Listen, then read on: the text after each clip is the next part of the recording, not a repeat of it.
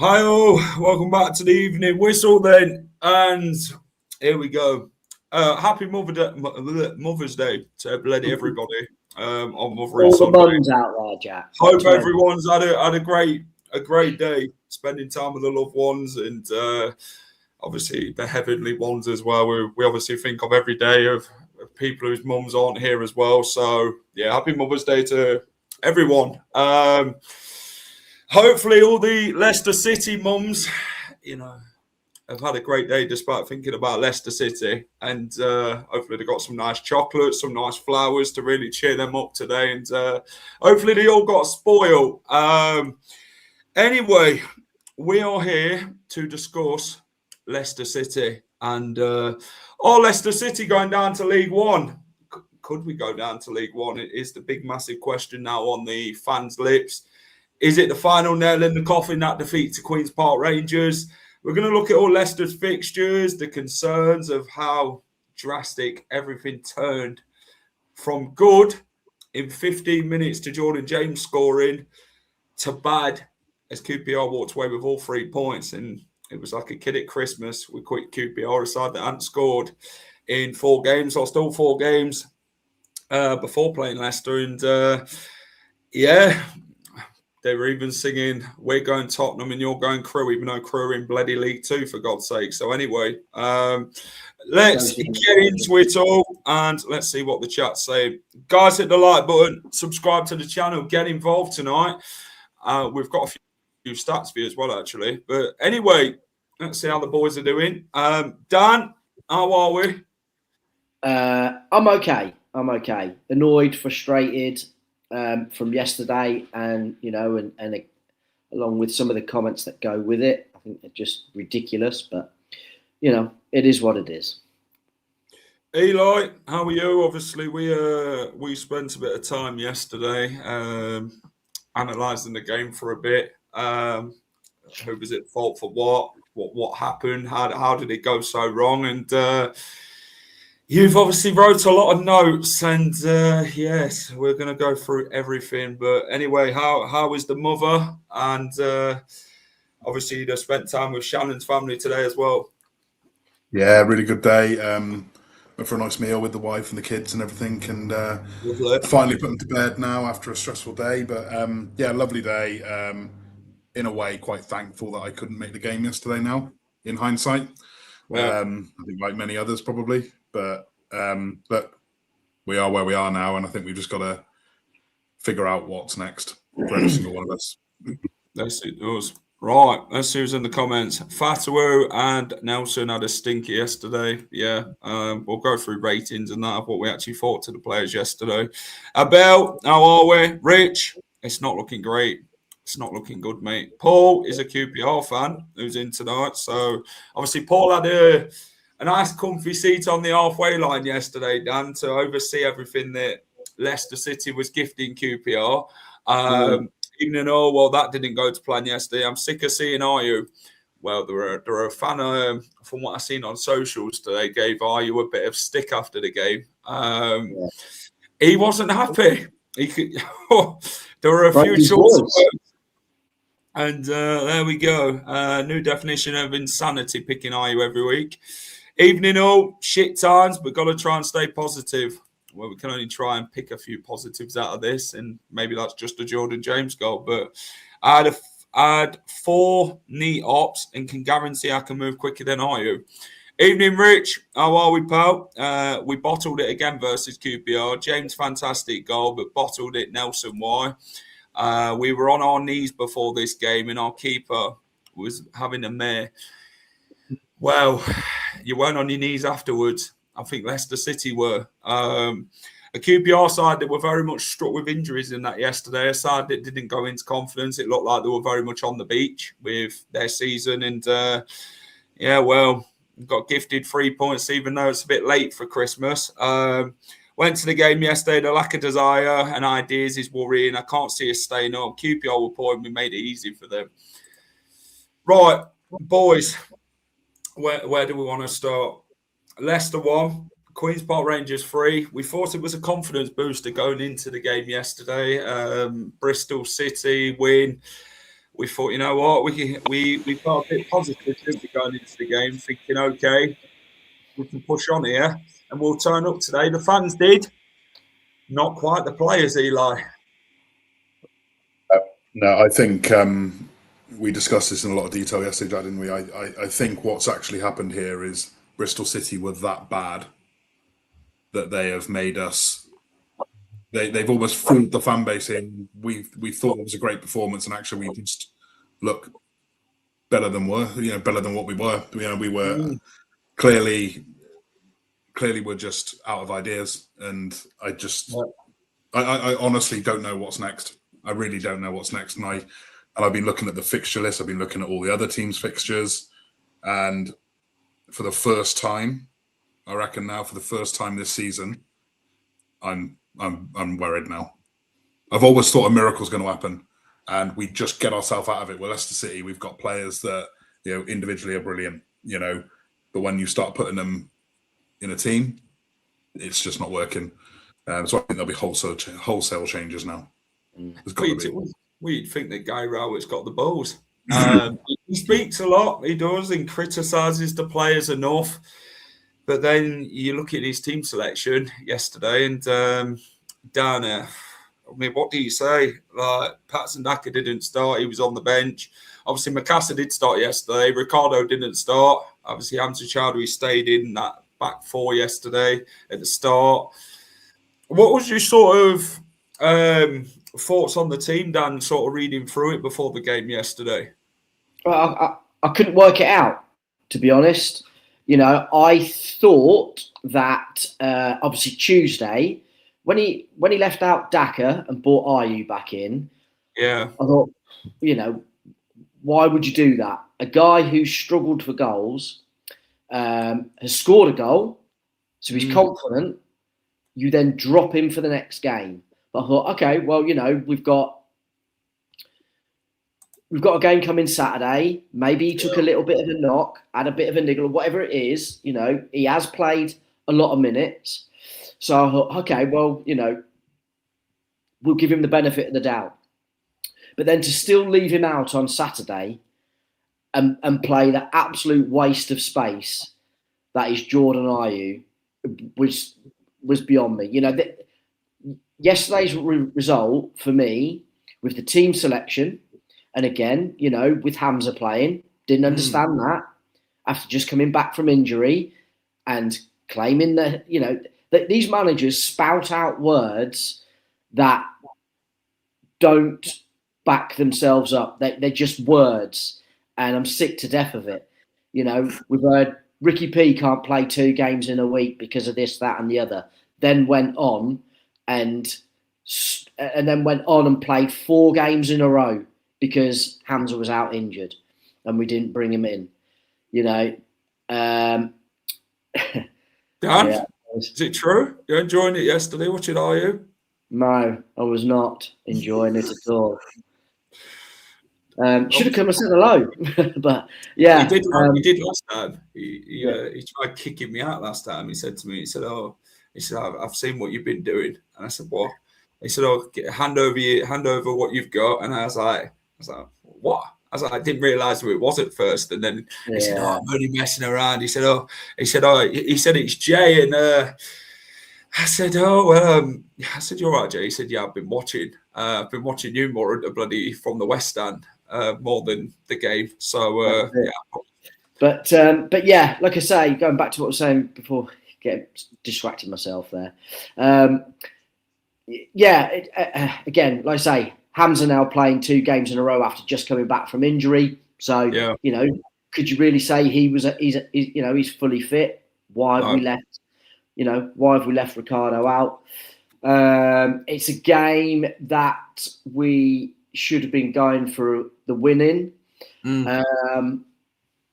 And yet again, we had the whole Marty vibes after going 1-0 up. We thought that was it, and we could just start, passing it around at the back and playing it between our back four and the goalkeeper. I exclude Luke Thomas from this. We have given him a lot of stick, not only on this, but still yesterday.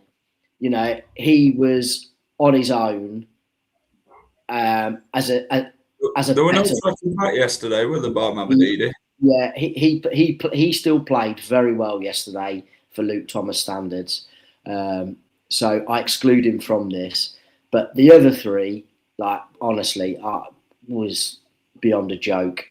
Absolutely. And yeah, like I say, with Rowett, it just seems words. He keeps saying he wants to do this, he wants to do that, but never does it. And like I say again, with the side that he picked yesterday, just had no right reason for it, other than we won the last game.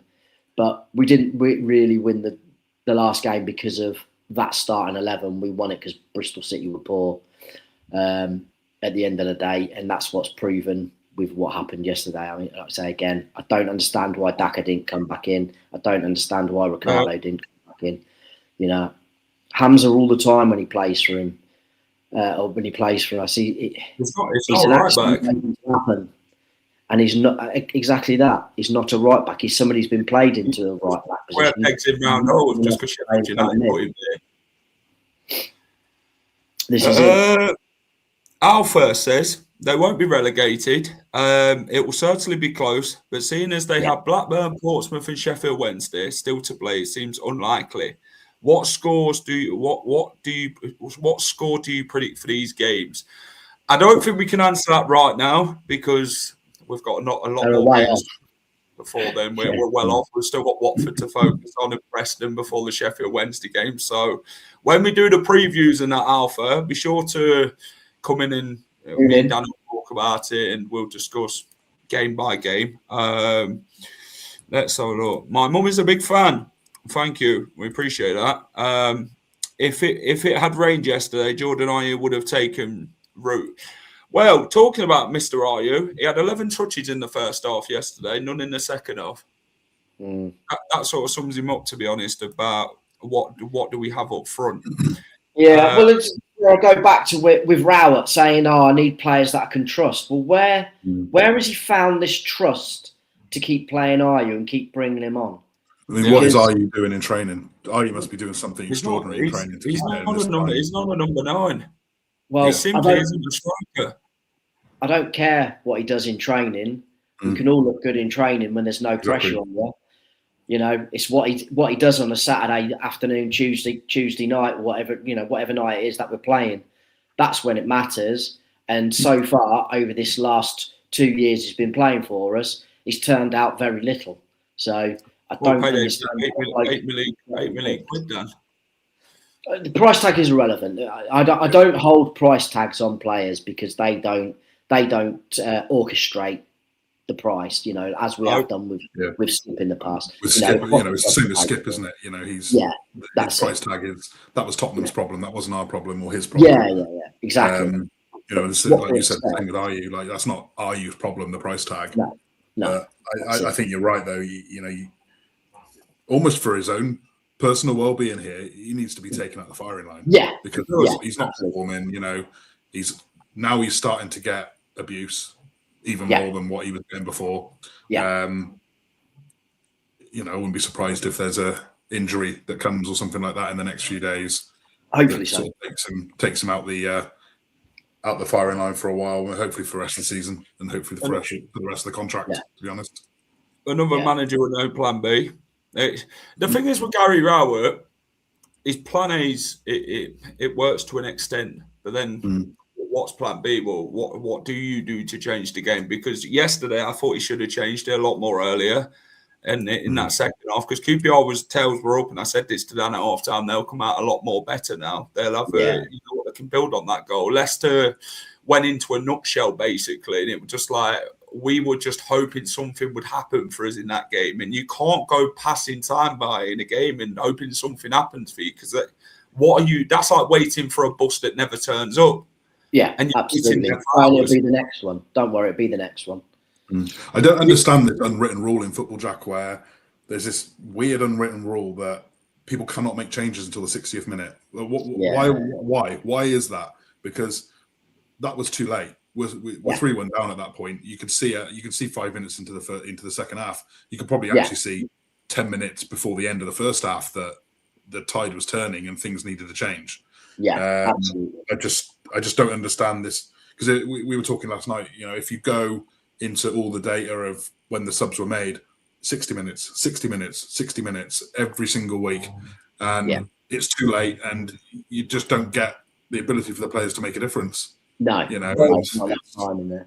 We're running. It's just getting ridiculous. Yeah, they're running out of time now. They should have made changes at half time. Like I say again, don't want to keep picking on one player, but at the end of the day, he's the biggest issue within this side, and Ayew should have come off at half time and been swapped. You know, as we said during the game, Jack. You know, we were constantly under pressure. Hence why the first goal came in anyway. Is because yes, okay, people can go, oh yeah, but Daka's fucking shit as well. Doesn't score goals. Yes, I understand that. That's fine. But as a centre forward, your job these days is more than just scoring goals. You have to put the back line under pressure. You have to hold the ball up. You have to work angles. You have to work across that front line, not just stand on the centre circle or at left back like Ayew does. You know, you need to be a target. You need an outball. We need the option to be like what they did. Drop the ball over the back four and get them turned facing their own goal.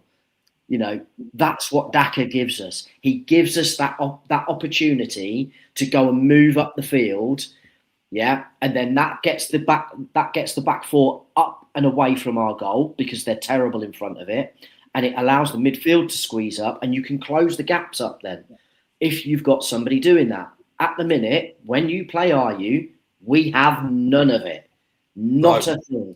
You know, even when the two wide men have the ball. Exactly. Even when the two wide men have the ball, when Ayew's on the pitch, they have nobody else to play it to. They're waiting. They're waiting for a JJ to break the lines, or they're waiting for a Mikasa to get involved. They're waiting for somebody else other than him because he's nowhere to be seen. Yeah. You know, so you can't do that with Daka. Like I say again, he doesn't score enough goals for us. But what he does do is he makes that back line think. He moves them around and he creates opportunities. He creates gaps for others to fill into, for us to then progress up the field and cause damage. Ayew offers us nothing. I'd rather Waterfield said. I'm all for that. Vestergaard up front. Fuck it. We did it with Steve Walsh when Steve Walsh were at Leicester. Just took him up front. Leave Vestergaard to go and do whatever he's been. Just keep whipping that ball into Vestergaard, the high balls, and he'll go and win them headers. That's what Vestergaard will offer you. He'll offer you a big, different dimension of the game. And I was watching closely, Dan, about Richard Kone yesterday. And he's never back to goal. He's always looking for that ball. Yeah. He's always facing the keeper. He's like, well, I know where this ball's going to be. And every time they kept getting over the top, he was there. He was in between them defenders. He was everywhere the QPR players wanted it because Smith knew where he'd be, Vale knew where he'd be, and Coley did as well. So they all worked more than what the Leicester front four did yesterday. They all knew what position they were and how to get through Leicester. And it were a hot knife through butter, obviously, to what we're going to come in the second half. But first off, you could clearly see, like, it took QPR, half an hour to get going in that game. And they looked like they were there for the taking. Let's look back at the first goal. Where is it?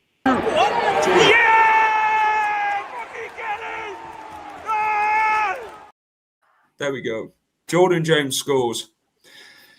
That I thought would have been a turning point for us to carry on building and keep getting it QPR and going for that second goal. And Jordan James spoke about it in his interview after the game yesterday, how we needed that second goal to go and do what we wanted to do in that game and push more, but we never did. And what I find is if you're 1-0 down, the game opens up a lot more. You lose control in that midfield and everything. But Leicester went 1-0 up. It's not like we were 1-0 down. We went 1-0 up, got the goal, and we think, you know what, we'll react to this positively. We'll keep pushing on and doing the basics well and take the game to QPR. But Leicester, every time they kept getting it forward, Jordan Ayew were nowhere to be seen, so they were just giving QPR the ball back. We were losing that control in that fight in midfield. Skip was around the box and doing what he needed to do and getting them challenges in, but we just offered very little after that. QPR were just knocking on the door, getting the corners in. We spoke about the corners, didn't we, Dan, a lot. They kept them balls in. They looked dangerous, and it were only a matter of time for Leicester to deal with it. And then let's look at QPR's first goal now, just before half-time. I mean, this is fucking criminal. Schoolboy. It's just embarrassing. The one ball over the top, Ben Nelson's caught ball watching. He don't know where the QPR player is in Vale, and still a hot thing. This is Sunday League football. This is Sunday League football. It's less than that. It's schoolboy football. How do you analyse it, Eli? Talk to me about this. So, if you track it back to the original long ball, to me, you see Foxea is not even facing the ball. So, you got Macassar and Ayew sort of almost in no man's land. So one of the, they either both press the centre backs because, or if Ayew presses, and I've seen a lot of noise around Ayew should have pressed and things like that for pressed on the centre back, but they got a triangle of three sort of QPR players there, and if they pass the ball, they're going to get in the gap. But and then you say, he's not going to play the long ball then, but Hamza's out of position. He's too far up the pitch. So when you sort of see the long ball get played over the top, the back four, it's just like. It's like a child has just drawn a zigzag on a page or something, because it's just embarrassing. And then because Hamza's out of position, the back three have kind of had to filter more right than they need to. And then you've got a Coley that just doesn't know what day it is, let alone which way they should be going. Ben Nelson just seems to have completely lost track of the ball, lost track of the player. He were on a yellow card at that time. A yellow card already, so he takes him down. There'd been a red card, wouldn't it, if you did bring him down? But I think that's another one on Rowett where you make changes at half time when you've got a centre half that's in problems. He's claimed he wants to get him inside, and he's got a perfect opportunity to do so, and he didn't take it. So again, this is another one that's on Rowett this time. But I think as well, Dan, like for you guys, you would have been a lot closer. You'd have heard Stolarczyk does not say nothing. He said nothing, did he, Dan? He was just contemplating whether to go for it or not. And then when he did, Dan went, "Oh, fuck's sake!" And for a keeper though, you either, if you're coming out for that, you absolutely clatter through them. You take the lot. Yeah. You take the lot, or you come out diving header and you get kicked, you win a free kick. Great. Yeah. But you've took one for the team and you've done the job, and it's and it's still 1-0. But it's just like it's like he almost didn't know he's allowed out of his penalty area or something, because he slowed down, he stopped, he was in no man's land, he didn't know whether to come, didn't know whether to go back, didn't know whether to stand still. Well, again, with that first goal, I'm pretty sure, but I can't remember now because I tried to block it out as a bad memory. But I'm pretty sure he came, stopped, retreated, and then went again. And then he was just stranded on the 18-yard line, doing, I don't know what, starfishing.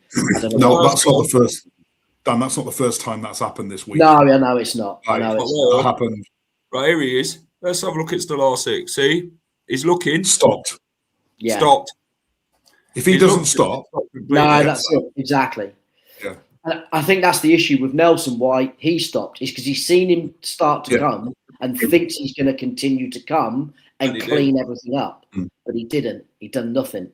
This is what the QPR goalkeeper did a lot of yesterday. He cleared up when he needed to. He'd head to the defender. You leave that ball. He was shouting at his defenders yesterday to leave it when he needed to, and he cleared it up. He was doing the basics. Stolarczyk, no communication with I mean, Kelly McCauley's well far apart, but that's due to Hamza being too far forward. But then Ben Nelson left it against the last 6 for it. And that's the communication between the goalkeeper and Ben Nelson to have. And there were nothing.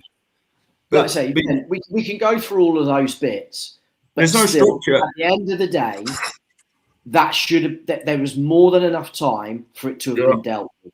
And it wasn't. And at the end of the day, and when I've worked with keepers in the past, I've told them, it doesn't matter what happens with those 10 other outfield players, and what they do and how they perform. Once that goal goes in and the ball goes past you, everybody is looking at you. So make sure you give them no excuses to do so. If you're beaten by an unbelievable shot, you take your hat off and you say fair play, nothing I can do about it. But if you are beaten when you've not done your job as a goalkeeper, which is commanding your area, catching balls, saving shots, and you've not done that, it's on you. Most importantly, you've got to communicate. You've got all that, but the goalkeeper is on the pitch mainly there to communicate. And he's the one who sees everything. Yeah, there's too much of it happening where there is a lack of communication. If you look at that goal again, there is 3 different chances to stop that goal happening. Yeah, first absolutely. is the press, second is the header, third is the keeper. They're just fucking strolling about. Yeah. Well, your best part of your attack is your defence, isn't it? That's how it is. The best part of the attack. Yeah. Do you get what I mean? And we didn't defend from the front. You were just stood there watching it. Well, they're too far away, Jack. That's the issue. That's the issue with the press. You have trigger points. They should be coached to have trigger points with this. Of course. And the first one is that as that centre half picks up the ball off the goalkeeper, Ayew starts moving forwards. Yeah. He then can check to see who's backing him up. Or rather, he shouldn't need to check. He should be having calls from behind him saying, squeezing up. Squeezing up. That's coming from Nelson or Jakob or from one of the midfielders. Squeezing up. And then that encourages him to then go, bang, I'm pressing you. And everybody closes in around it, and you narrow the pitch off, and that's how you win the ball back. We don't do that because he just stood there and allowed it to just go on around him. Just stood there and went, "Go on, then whack it." And that's what I think as well. We were talking about obviously the original lineup. If Patson Daka's in that starting lineup, that 100% gets pressed. 100%. 1,000,000%. There is at least a press. And do you know what? If they have to play it sideways, or they have to play the ball in between the two, in between him and Mikasa, that's fine. But I think the difference from Tuesday was you had Bobby Reed. Is inconsistent, gets lost a lot, but boy, does he talk on the pitch. Yeah. And what you maybe don't get with Mikasa at the moment is he doesn't communicate or talk. So Bobby was the one. Doesn't have the experience of that. Yeah, Bobby was the one screaming, press, get back in position, and maybe that's potentially something. He's a young lad, but he's a phenomenal player. Don't get me wrong.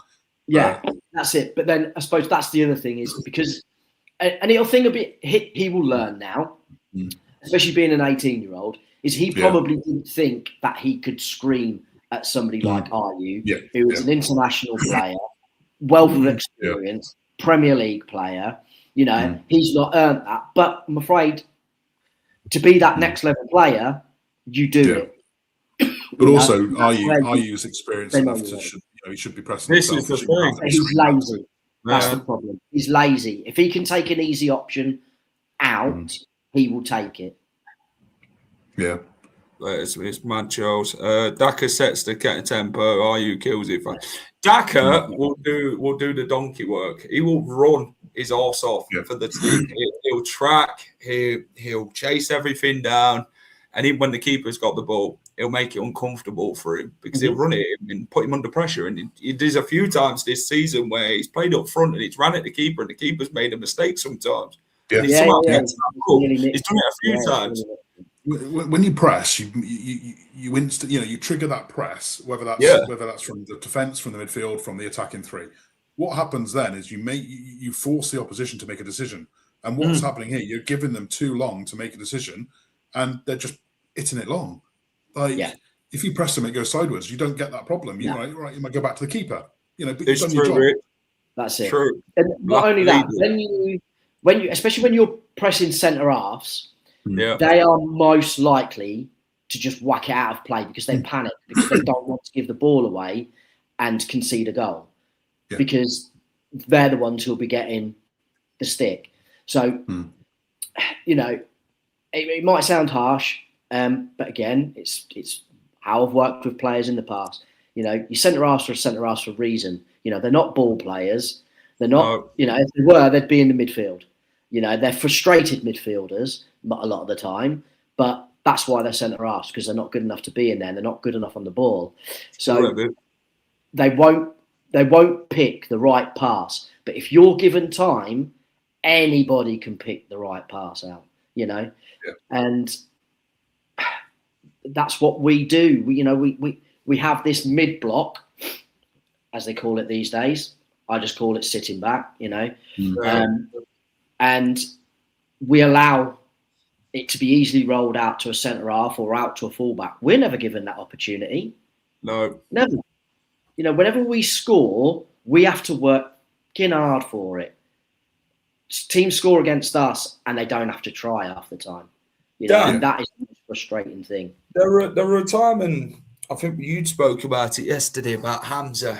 There were a time where they had the attack on in the first half, and it went backwards. And I think he'd had a word with a fan who was not happy with what he was doing at that point, and he'd started lifting his arms up to the fan. They'd had a few exchange of words at that point, and fans will criticise that though, and because it just felt like Leicester were just backwards and sideways. There were just no in depth of any attack going forward. Well, again, I go back to my previous statement. Most defenders are frustrated midfielders or wingers because they're not quite good enough. So they get moved to a back line where they're not going to cause so much problems. And Hamza, yes, decent player. Obviously, he wouldn't. Otherwise, he wouldn't be where he is. Certainly, a better player than I ever would have been. So, but is he at the level, or is he good enough to be at the level that he's at? And the answer is no. Hence why he doesn't have the confidence to pick the right pass in moving the ball forward. He takes the easy option in passing it to the bloke next to him, so he can have the responsibility of doing it. And then if he gets it wrong, it's not on him. It's not on Hamza. And that's what he does. That's what he does. He takes the easy option. There's too many of them out there that take the easy option, give the responsibility to somebody else. That's why I like it when Harry Winks plays, because he takes the responsibility upon himself. The defenders, and gets it moving. So give me that ball, I'll play it forward. And if I give it away, so be it. We'll go and win it back. But seen times it. out of 10, he doesn't. Dan spotted it yesterday when that happened, and we were talking about it in the first half yesterday about that. Obviously, let's get on to this. Go on. He'll pass it to a Cody. Well, he was passing it to a Cody or passing it to Jakob, and neither of those two can pass. So,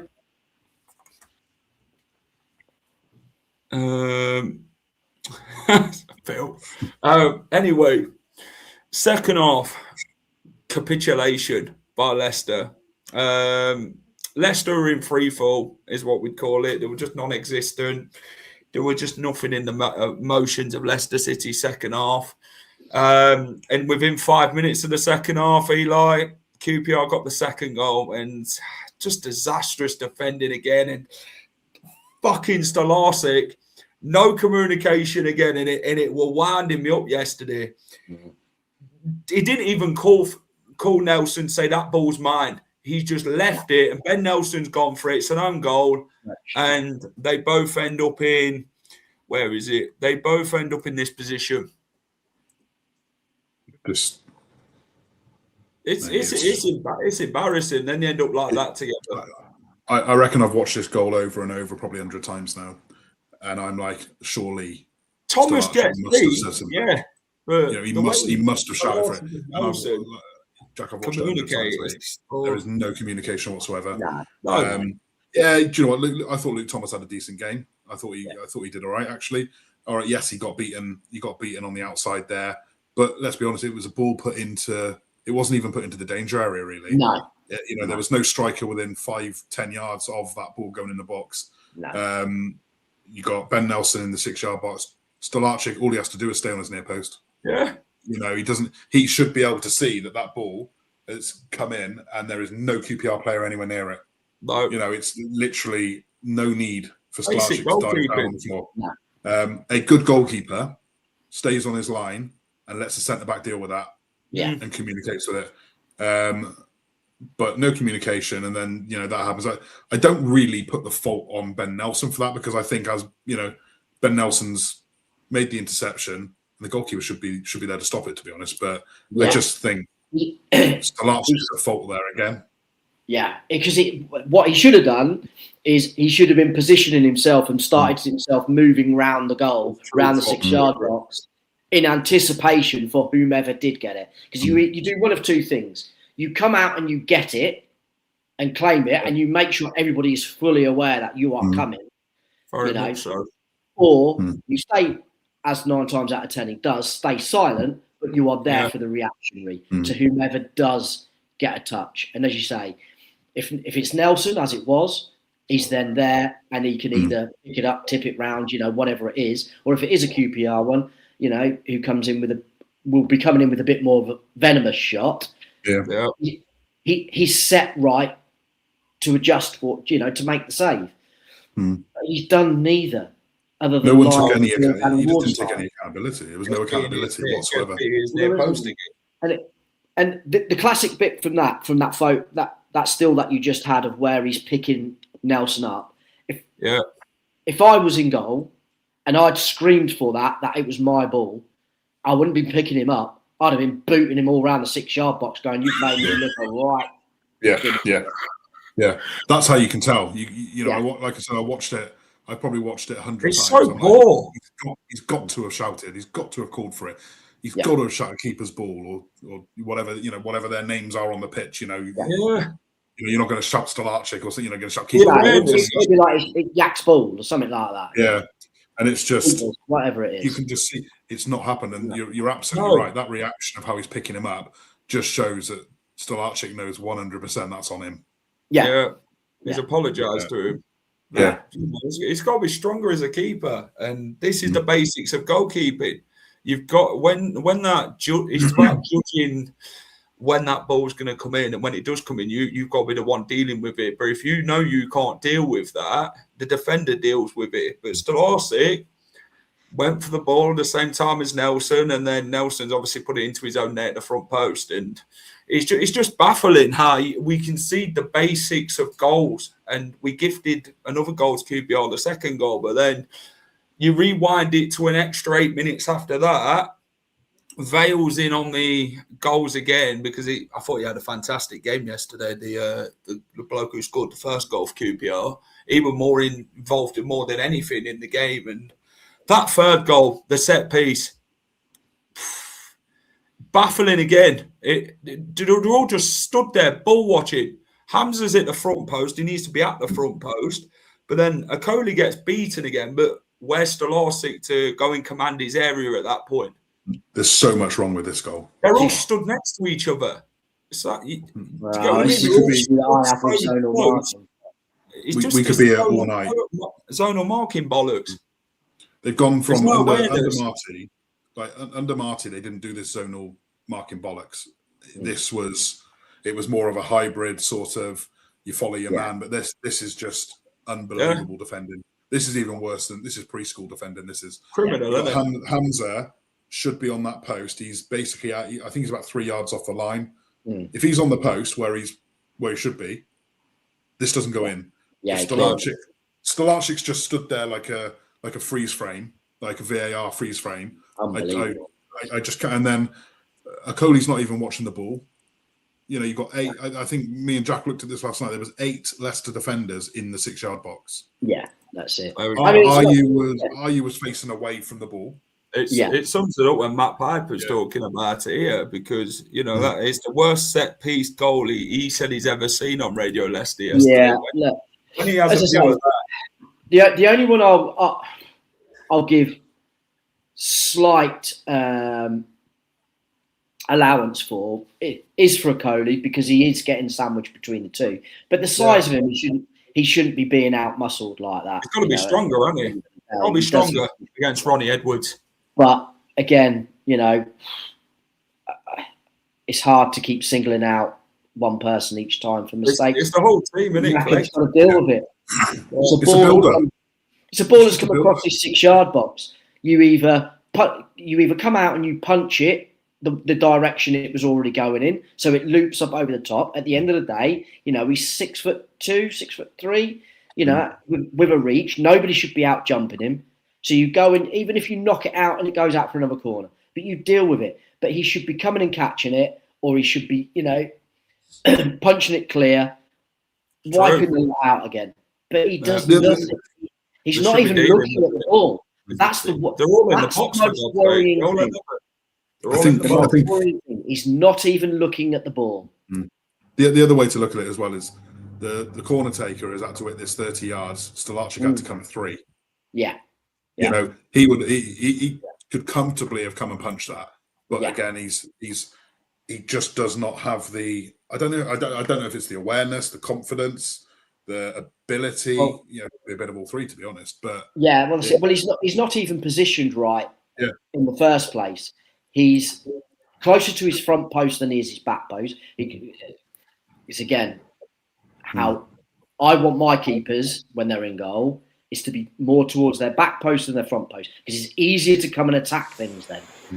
When you're backpedaling, it's a hard job to do. Too many people in the way. You can't shuffle your feet round right.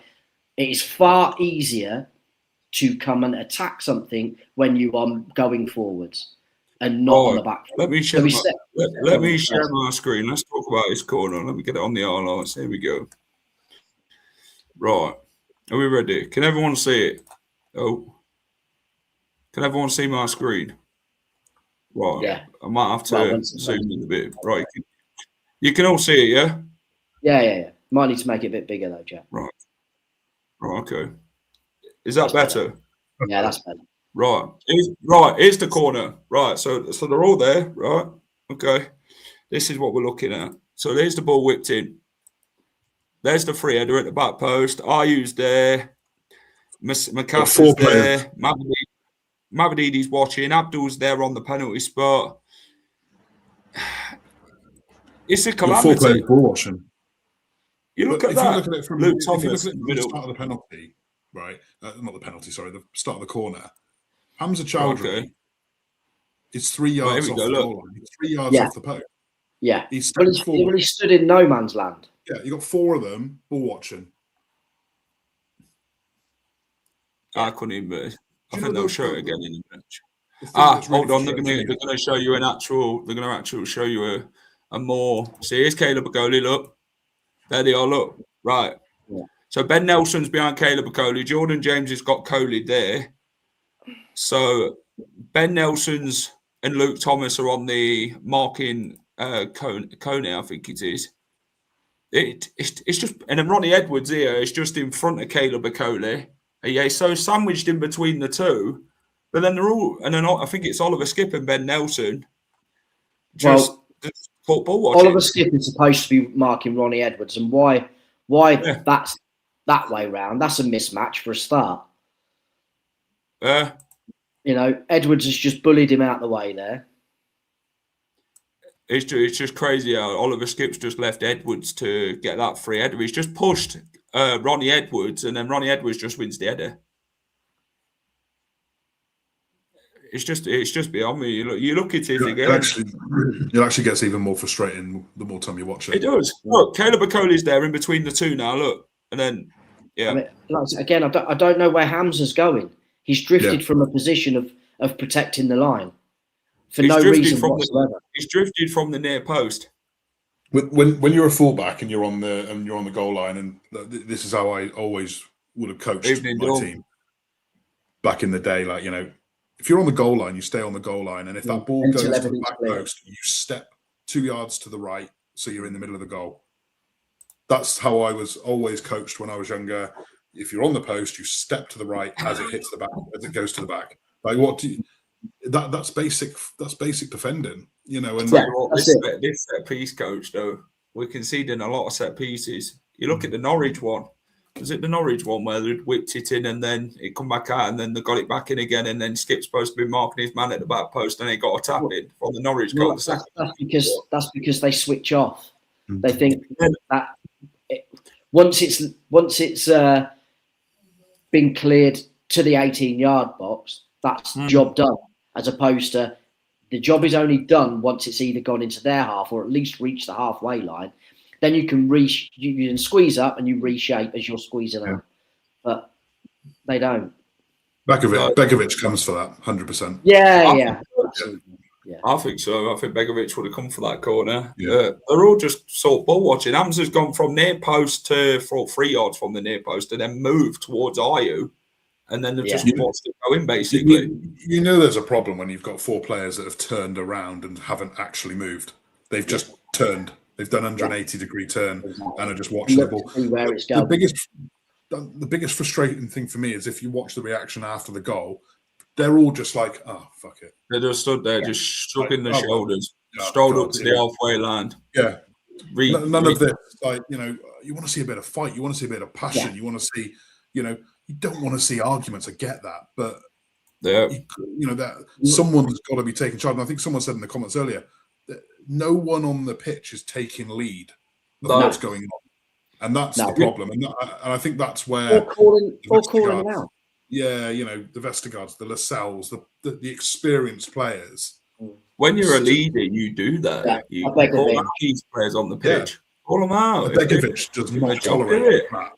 Yeah, Begovic talks to him a lot, and in the Stoke game, he was talking to Ben Nelson quite a few times in that first half about where his positioning should be. And then when that goal went in at the back post, they were like, what are you and Luke Thomas doing? Like, you're supposed to be here, you're supposed to be there. Like, why are you not marking him?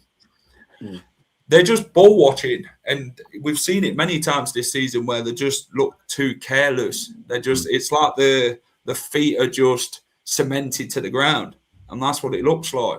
And then there's just lack of it to get back to the halfway line, get the play back underway, and get back into a game again. And this has been many times this season where you look at the Oxfords, Dan, West Brom now, they look a lot more fighting the team. That if they go down 1-0, they're going to fight back again. With this Leicester team, it's just they can see one goal and then just give up altogether. Well, this is it. And this would have been the issue on Tuesday if they'd scored the penalty. No. Would they have just crumbled again? Because that's what this side does. They can score goals and they can get themselves in an advantageous position. But the minute we concede, they fold like a deck of cards in the wind. That's why, as I said the other day when we was on, Jack, that we are number one in the orders for losing games from a winning position, and we are well ahead in that as well. It's not close, and I saw we were worst. We're also worst in the league for the amount of mistakes that lead to goals as well. Yeah. But I was just having a look because I was thinking, I see a lot online of, you're there because of the 6-point deduction. We're not there because of the 6-point deduction. No. We would be 19th in the league on 44 points, only 4 points clear of the drop zone. On the form we're in, so this isn't because of a 6-point deduction. No. Yeah. I'm not. That's it. I'm not giving them an excuse for that for the position we're in. Yeah, because that's not one. We're easy to play against. Eli, what other notes have you got? What you obviously want to discuss about Gary Rowett and Jordan? I thought it was very interesting about what he said around only wanting players that want it. Not players that can play sort of 1 in 3 games, and I'm there thinking, well, you've not been here 3 games now, Gary. Like you've been here well over a month. Yeah, just like we all know, which players are up for it and which ones aren't. So the buck stops with you now. You now have to go. Starting with Saturday, you have to start making difficult decisions. And if that means that players are left out of the squads, then that is what needs to happen. But I don't think they are difficult decisions anymore. No, for us, no, I don't think they are. But I think, and they shouldn't be for him either. Certainly not a guy that's done 400 championship games as a manager over 13 years. He should damn well be able to make a decision now to say, fine, Stolarczyk needs to come out the firing line. Probably needs to get Okoli and Nelson out the firing line. If Lascelles and Vestergaard are fit, they go in without a shadow of a doubt now. Baka, if RU is anywhere near a matchday squad, then I've got serious concerns. Serious concerns. Yeah, absolutely. Yeah, and like I say, when I back that up with he should already know. I mean, at the end of the day, he's only here till the end of the season. So anything that he gets, or when he came into the club, was only going to be of a benefit to him. Or if he carries on the way he is, like he has done these last 2 games, is only going to cost him in the future. This is a pivotal time for him as a manager as to where his own future goes. And if he doesn't know who should and shouldn't be playing in this Leicester City side, even before he stepped through the door, then I wonder what he's been looking at. And then, and he had 3 games. He had 3 weeks, didn't he? After Martin was sacked, to be able to do to do his homework on the squad. To be honest, it doesn't take a rocket scientist to figure out where the problems are in. We've got 6 games. 6 points, an average of points a game. He should know who's good enough and who isn't. And this is why I keep saying it. He talks about how I don't want to upset him, but I'm not being funny. Go and earn your money. Go and earn your strike, Gary. You're being paid. I would happily sit there to do a job. And you rip into them and tell them a few proofs and get them firing for the games. I'd rather you do that than just let them keep doing what they're doing each week, and then you're making to be the bad guy here when these players have not played any other manager. I mean, you look at the league table, right, and you go, okay, let's just forget Sheffield Wednesday for a moment because obviously they're down, they're on negative points. Yeah, it's 2 from 5. Yeah, exactly. There's 2 teams from 5. You've got Oxford. You got Leicester, Oxford, West Brom, Blackburn, Portsmouth. Every single one of them has got to play each other, basically. Yeah. It depends on Portsmouth tomorrow night against Derby and the other game. These teams are playing. West Brom have picked up a bit of form. Blackburn obviously beat Millwall. Portsmouth have got a game in hand. Oxford, I think, have won 3 and drawn 1 in the last 4. So, these teams, I actually think, the usual 50 points to stay up. I think we could be looking 54, 55 points here. Yeah. I did say that. And I just don't know where these points are going to come from. Yeah. And as well, the majority of us have got Millwall to play as well. We've still got a lot of the teams to play, haven't we? The Millwalls, the Hulls. We'll go through the fixtures in a minute. But Gary Rowett did say, Eli, about I need to start looking at players who I can trust throughout, not just once or twice. Exactly. So he's basically just saying he needs to trust these players throughout, not just 1 or 2 games. He wants them to be trusted throughout the season now. I think what that message I think does. He's really annoyed with certain players, to be honest. I think he's pissed off with certain players that they're not doing it for him. I think what that is telling the fan base now, though, is that Watford away, there are going to be changes. I wouldn't be surprised to see, like I said, 4 or 5 changes in that team, to be honest. And I wouldn't be at all surprised to see some players completely left out. Yeah. Oh, and rightly so. Yeah, absolutely. There's one for Easter Monday for you. Leicester play Wednesday. Oxford play Portsmouth, and Albion play Blackburn. It's 3 6-pointers. Yeah, not for Sheffield Wednesday. I get that. That's a day for battle, though, isn't it? That's a last day of the season thing, isn't it? Really, it's it's when everyone's going to have the as it stands thing on the league and everything like that. It's just that is going to be. It's who's going to be the league positions change. Yeah. It's who's going to be where games, own it. it's a really good point by Tony there. But you look at before that, we've got Watford and Preston to play. We could be, if those other teams have picked up points and we haven't, that game will be be a dead rubber. Well, again, this is the problem that we cause ourselves, because where we've gone from 2 home games, getting 3 points, we said a minimum of 4. Yeah. But realistically, we were all hoping for 6, 2 home games. Of course, yeah. But with only getting 3, and with the others winning, and it did to provide. It was on a provision of how the others got on. Okay, Oxford drew, but it was on that.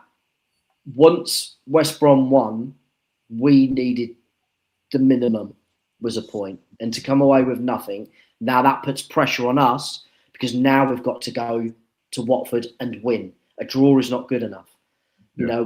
We've got Preston then coming at home. Now, January the 4th. Well, I would say they're in a massive drop of form at this moment in time. But so are QPR, and they just ripped us a new one. So that Easter weekend is going to be. That Easter weekend is going to be critical. Going to be brutal. Yeah. Won 11 home games in 38. Yeah. I saw a stat that said it was, I think it was 5 clean sheets in 77 league games. Let that sink in. That is unbelievable. And it's the same players. Exactly. Take Jordan James out of this team. It's still the same players. Yeah. This is why the end of this season cannot come soon enough. And what is it? Must be about 60% of this side walks out the door. But for the first time, I'll be quite happy that they're walking out of the door for free. Normally it pisses you off that they've walked out the door for free, and we've got nothing to show for it. But at the minute, all they are is an issue and costing us money. Well, Dan, you say that right. Leicester will go down with the biggest wage bill. Leicester City go down with the wage bill in EFL history. We're sitting on a side who are getting paid more than Oxford, West Brom players, Blackburn. Yeah, I know all that. But that's it's outrageous. It's outrageous that you get relegated where wage bill of so high. Yeah, it is. But, like I say, that's all just hyperbole to me. That's just something else to beat a stick at Leicester City with. I'm not interested. I'm not interested in players' salaries. I'm not interested in what players are bought for. All I'm interested in is, are they right for this club? And at the minute, this club has got more wrong and overpaid than what they've got wrong. Agreed. And until we get this absolute reset at the end of this season, because, as I say, the majority of those overpaid players will have walked out the door, and then we can start again. And hopefully, with strong people in charge, as in this new technical director, nothing is going to change. And the other person at the end of this season who's just been promoted, who has to go, is Rudkin, because at the end of the day, this all falls with him. We can blame Top, and I would do, because he's the one who signs the checks. But he works. The owner. Yeah. But Rudkin, he's Rudkin's the advisor under scenario. Yeah, but he works under the advice of one person. That's what I'm saying. He's advising Top on all these decisions of what's happening. And until you remove him from the club, we are going to have a problem. Yeah. Let's talk about a striker stat that I've had a look at. Jordan Ayew. I call him a bloody striker. I think that's it's quite none, to be honest. Jordan Ayew has had 16 shots on target in 2,160 minutes so far this season. And he scored 5 goals. Mm-hmm. How many were penalties? How many were penalties? He scored 1 against Bristol City, 1 against Middlesbrough. So, is it 2 penalties he's scored this season? 2. So yeah, the other one was a gift from Oxford, weren't it? Who played him in? You're right. You're right. You're right there. He is a defender more than a striker. You're not wrong. Big up anyway. Who's set in? He just frustrates the hell out of me, and I just think he's a complete and utter fraud, and he shouldn't be. And if he, who's that? I think you could do a better job, mate. To be honest, mate, I could probably do a better job with one knee, mate. World strikers in the champion, 8 goals in 38 games. But yes, how many is that? 8 goals. I think they're on about having. I think that's Daka and. Yeah. That's it's Harlow and Daka combined, isn't it? Daka's got 3 this season, isn't he, in the league? But like we said earlier on, with Daka, at least you get the press, you get the work rate, you get him running down the channels, which creates the space, and it stops that long ball like we saw for the first goal for QPR. Yeah. It's just. The more I'm talking about the more annoyed I'm getting. I even think that Lascelles would have dealt with that defensively. The more experienced he would have been in that position, he'd have faced that a lot of times in his career. One of 2 things would have happened. He would have just dealt with the ball in the first place, or because he wouldn't have had the call, so he would have just dealt with it. Yeah, that's what an experienced centre half does. And then afterwards he would have dealt with Jakob. And if he hadn't, the first thing he would have done after seeing where Jakob was, he would have been heading straight for the goal line, not looking dazed and confused as to what he was doing there, like Nelson did. Can I ask you guys a question quickly? Right. Yes, go on. Before we move on to the fixtures. Just think of Ben Nelson for a moment, right? Yeah. So if that was any other centre-back in the league, right? So say any other centre-back that's playing for us, does he get the benefit of the doubt because he's an academy prospect? Because he's come through the academy? Is that why nobody's sat here saying Ben Nelson this, Ben Nelson that? Is he as good as we think he is? Is it the fact that we've done this overhype thing again? Because I don't think he's actually played that well all season. Well, we did that. We did that a lot when we spoke about Monga, didn't we? And he clearly wasn't ready for first team football as of yet. No. And obviously, there's a lot of productions we done with Monga, aren't there, Dan? We spoke about the youngsters, haven't we, Dan, a lot this season about they've just been thrown in because the others aren't doing it, and they're not ready yet. You can't expect them to do an experienced player's job.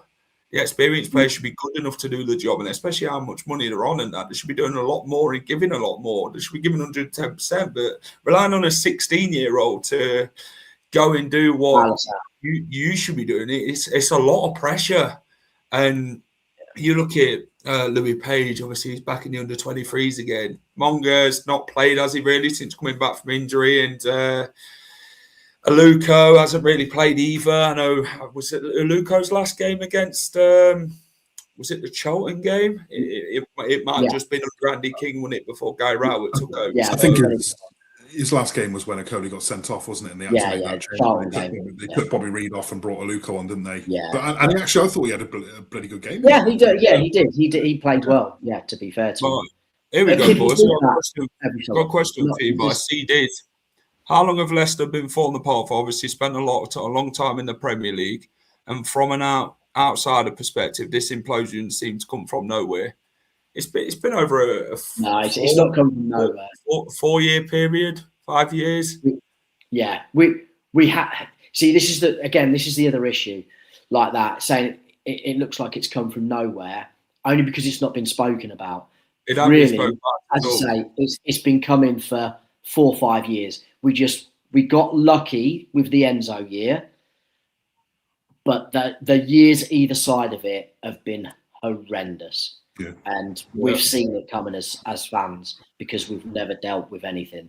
As a club, we've seen it coming, but from an outside perspective, from a neutral, they wouldn't really focus on Leicester, would they? They'd focus on their team a lot more and wouldn't really see what's happening at Leicester and how Leicester fans are thinking about their own club. But now the media are truly into looking at Leicester City. The outside world seems to take a lot more of a look in Leicester in bloody hell.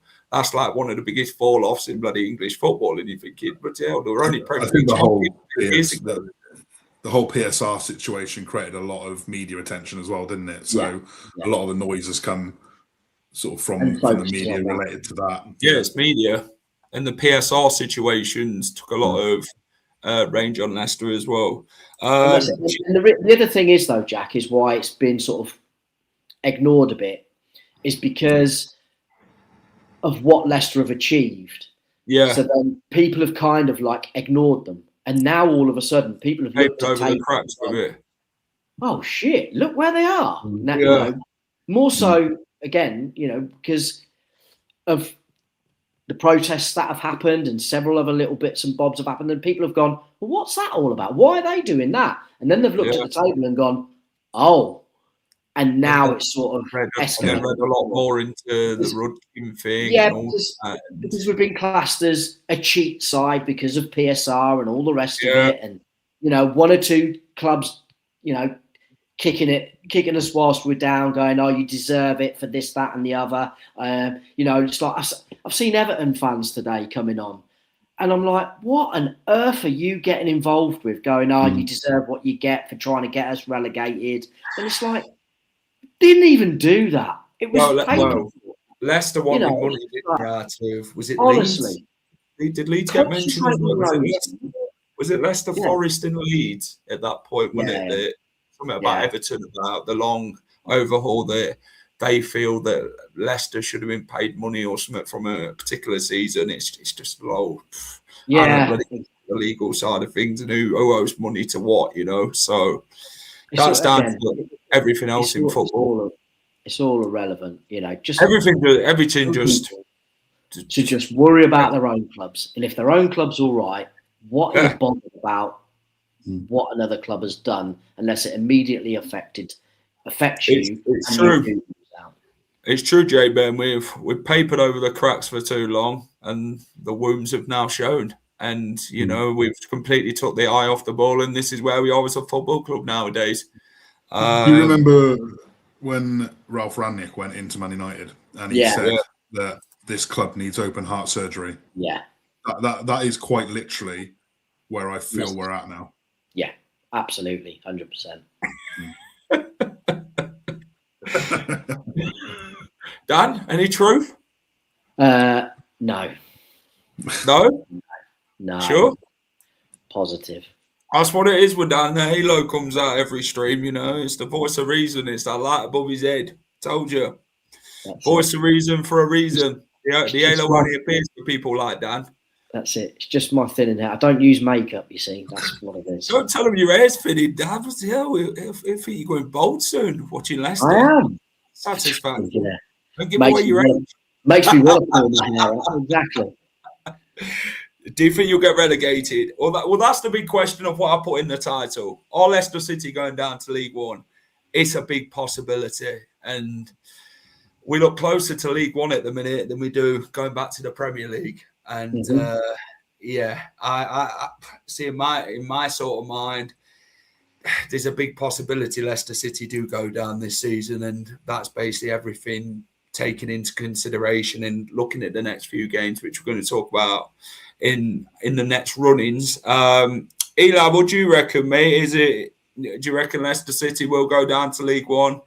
Are you more concerned now than, because I'm going to speak to Dan about it in a minute, actually. I'm going to ask him the question again because I asked him yesterday and you were a bit iffy with it. Go on. So if you'd have asked me this Friday, I'd have said, we're going to get ourselves out of this mess. For the first time this season, I generally think we're going to go down. Fair enough. And I'm like, it's literally, it's heartbreaking to say it. It is out loud. Yeah. But my main concern is I just don't believe that this team's got the mentality for a relegation battle. No, I don't think they've got what Oxford have got, that real fight, what they survived last season against all odds. They're doing it again this season. Teams like Pompey, Oxford, Blackburn have been in these positions for the last couple of years. You're exactly right. They've been in this position. Yeah, they know what it takes to get out of it. They've got old heads around the squad that know what to do in this situation. They've got. We haven't. We just don't have that, and if we have got them, we just don't seem to be using them for some reason. We ain't got the bloody legal with it either. But today, after obviously slept on it last night, and today I can't believe I'm even saying it, to be honest, because at the start of the season I was sat there going, even with a point deduction, we'll be absolutely fine. We'll probably sneak the playoffs or something. Use that phrase as we always have in the football club. 6 points, 12 points. It doesn't matter. We'll get through it. Yeah.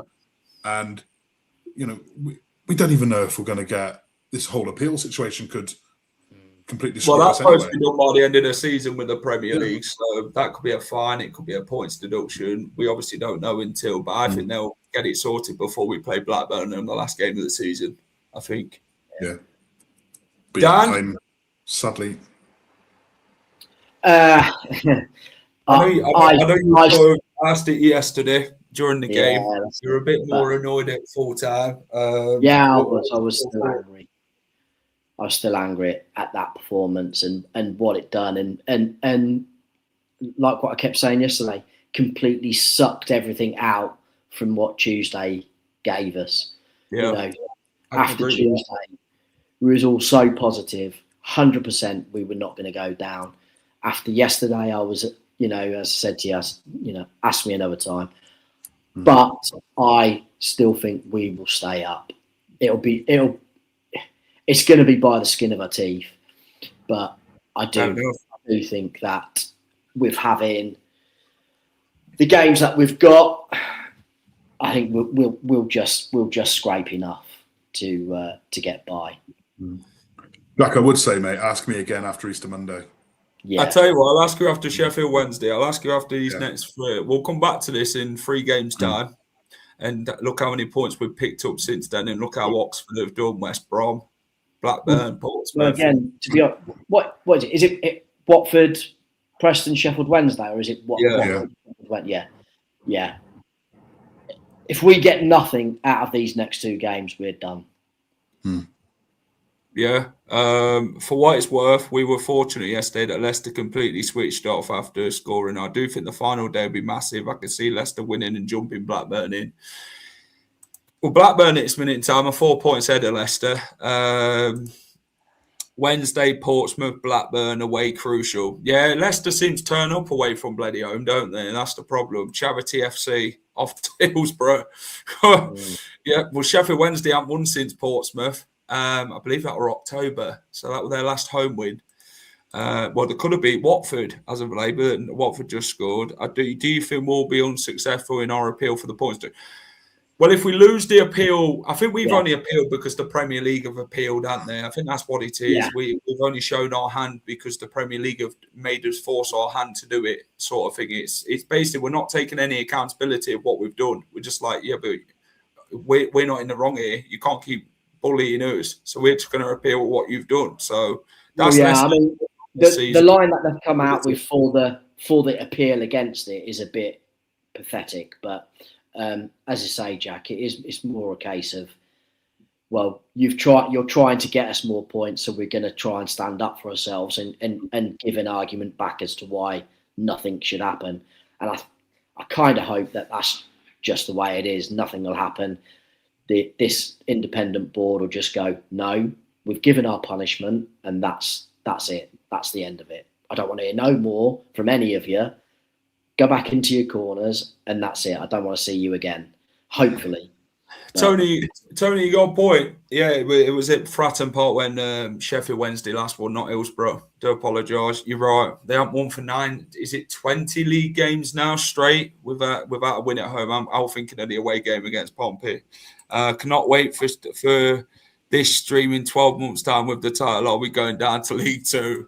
Bloody hell, try, mate. Talk about getting it going into the future, mate. I thought we were mates. He's trying to finish me off.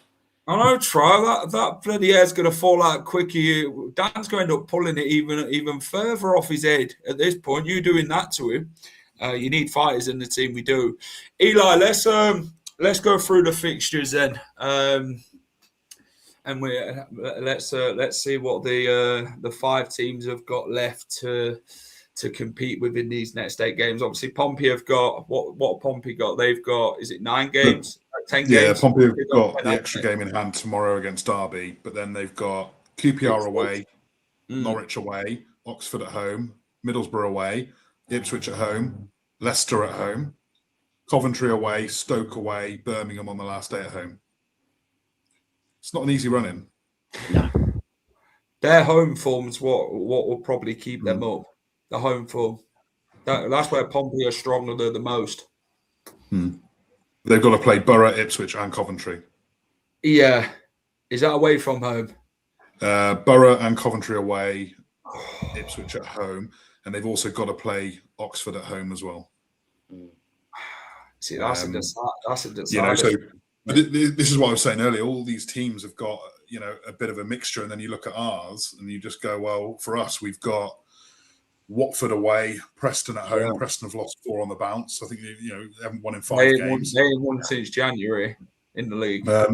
Sheffield Wednesday away, Swansea at home. You look at that game and you go, that's that. You know, Swansea away are awful as well. Yeah, you know, Portsmouth away after that. That's a 6-pointer. But then you have 2 home games in quick succession with Hull and Millwall, both playoff contention. You know, they could be in the playoffs by then and resting players. You don't know what situation they could be in. No, and then obviously we've got that critical game on the final day of the season away at Blackburn. Yeah. So we've done Portsmouth and Leicester. What are the other 3 holding us up for? So let's start with Oxford. So Oxford are obviously 22nd on 39 points at the moment. We got Southampton away, Hull at home, Portsmouth away, Watford at home, Derby away, Wrexham at home. Again, they'll be pushing for that final playoff place as well. Yeah. Sheffield Wednesday at home, and then Millwall away on the last day of the season. So they've got very similar games to us then. Yeah. All the fixtures are better than whatever they do again. 2 or 3 playoff teams, and the rest of them are mid-tables, and then they've got that 1 relegation game, haven't they?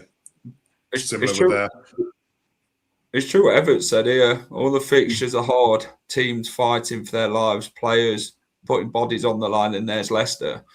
That's the thing with Oxford, though, and I said this about Oxford. People wrote them off, didn't they, down weeks ago, and they were like, they're going down with Sheffield Wednesday, they're going down, and all of a sudden they're right back in it because they picked up 10 points in the last 4 games, and they look a lot more up for it than quite a lot of the teams do. And we worried about West Brom at first, but then since James Morrison's took over, they seem to be a lot more fight, a lot more determination to it, and they look a lot more confident in staying up now, West Brom.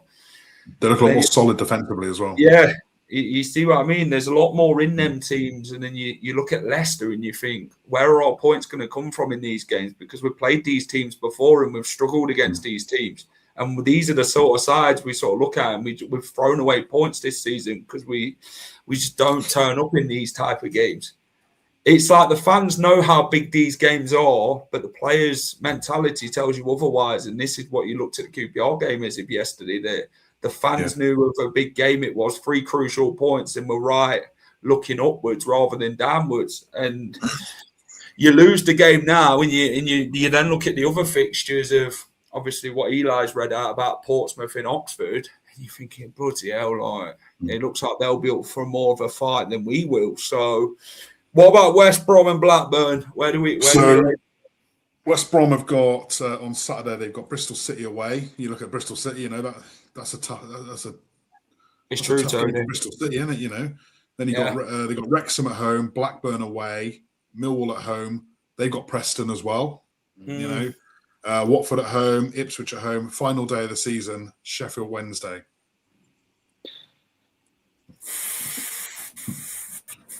So Sheffield Wednesday.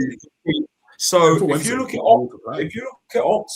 look at Sheffield Wednesday's last 2 games, they've got West Brom and Oxford. So Sheffield Wednesday could keep Oxford and West Brom up and relegate Blackburn and Leicester or Portsmouth. Potentially. Yeah. So it could all lie on Sheffield Wednesday in keeping these sides afloat. Like Sheffield Wednesday and Millwall. So I think most of us have got Millwall to play, haven't we? Yeah. So it's down to Millwall and Sheffield. It's down to Millwall and Sheffield Wednesday.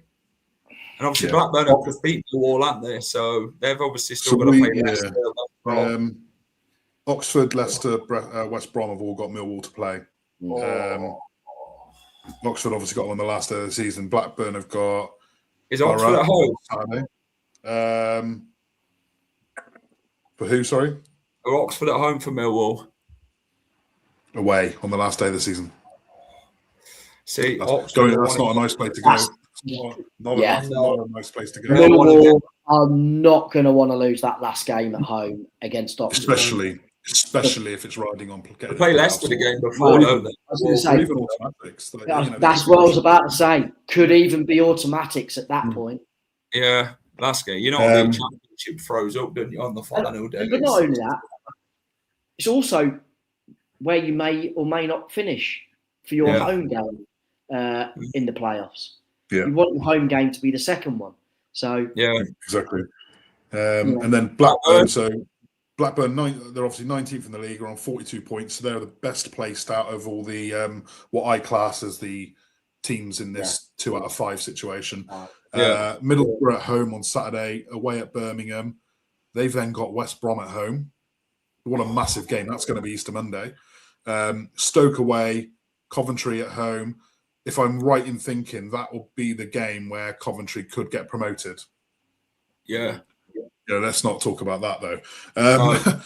Sheffield United away, Southampton away, and then obviously us on the last day of the season at home.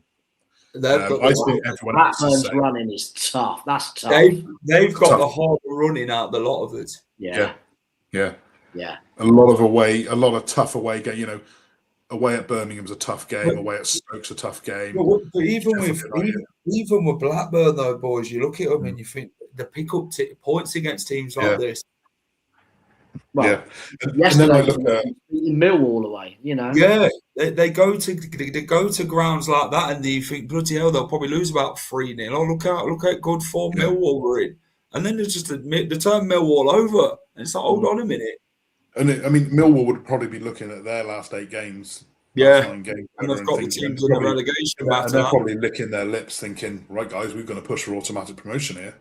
Well, they want to finish. They want to finish as high as possible. They could get second, though, couldn't they? At that point, Millwall, if they beat Ipswich and Middlesbrough over the next couple of games, they could be well in for the automatic promotion. It's not even the playoffs.